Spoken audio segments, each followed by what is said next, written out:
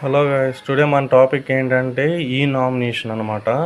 ఈరోజు గవర్నమెంట్ అనేది కొత్త నోటిఫికేషన్ అనేది అలర్ట్ చేశారు. చూడండి, మీకే అర్థమవుతుంది.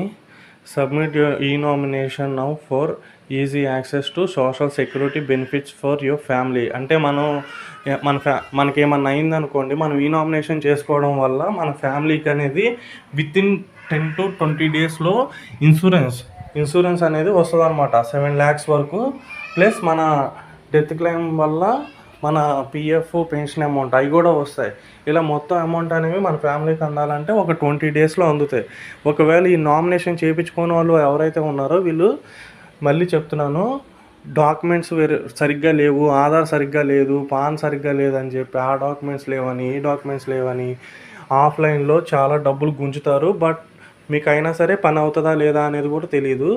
చాలా టైం పడుతుంది. పిఎఫ్ ఆఫీసుల చుట్టూ తిరిగి మీ కాళ్ళు అరిగిపోతే అదేదో ఇప్పుడు చేయించుకుంటేనే మీకు మంచిదన్నమాట. అందుకే గవర్నమెంట్ దీన్ని ఇంతలాగా ఫోర్స్ చేస్తున్నారు.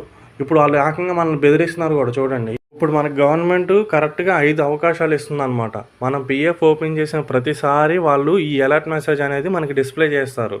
ఇంతవరకు ఒక 5 times వరకు చేస్తారు. అయినా సరే మీరు నాకు ఎందుకులే అని వదిలేశారంటే కనుక మీది క్లెయిమ్ చేస్తారు. చూసారా, 31 Form, 19 Form, 10C Form, 10D ఇలాంటివన్నీ బ్లాక్ అయిపోతాయి మీకు. ఇంకా మీరు జస్ట్ ఆన్లైన్ సర్వీస్లోకి వెళ్ళి క్లెయిమ్ నొక్కి డబ్బులు పెట్టేసుకున్నారు ఇన్ని రోజుల వరకు. ఇప్పుడు అలా పెట్టుకోవడానికి మీకు అవకాశం లేదు, బ్లాక్ అయిపోద్ది పర్మనెంట్గా.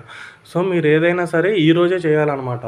ఇప్పుడు మీరు కంపల్సరీగా డైలీ మీ ప్రొఫైల్ ఎలా ఉంది, లేదా మన బ్యాలెన్స్ ఎంత ఉంది, లేదా మనకి మొబైల్ నెంబర్ ఇవన్నీ కరెక్ట్గా ఉందా, డబ్బులు పడుతున్నాయా లేదా అని ఎవ్రీ మంత్ మన వాళ్ళు ఏంటంటే చెక్ చేస్తున్నారు 1 to 3 times.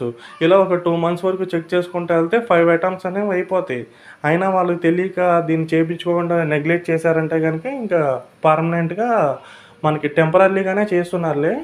బట్ అంత దాకా తెచ్చుకోవడం ఎందుకు, ఈరోజే చేయించుకోండి. ఈ నామినేషన్ చేయించుకోవడం వల్ల వాళ్ళు మీ ఫ్యామిలీ కోసమే చెప్తున్నారు అన్నమాట. ఆల్రెడీ మా కంపెనీలో ఒక అతనికి ఇలా ఆల్రెడీ జరిగితే వాళ్ళ ఫ్యామిలీ వాళ్ళు నా పేరు పెట్టండి, నామినేషన్గా నా పేరు పెట్టండి అని గొడవాడారు అనమాట. అలాంటి పరిస్థితి మనం ఎందుకు తీసుకురావాలి మన ఫ్యామిలీకి? వాళ్ళకి గొడవలు అయ్యేలాగా మనం ఎందుకు చేయాలి?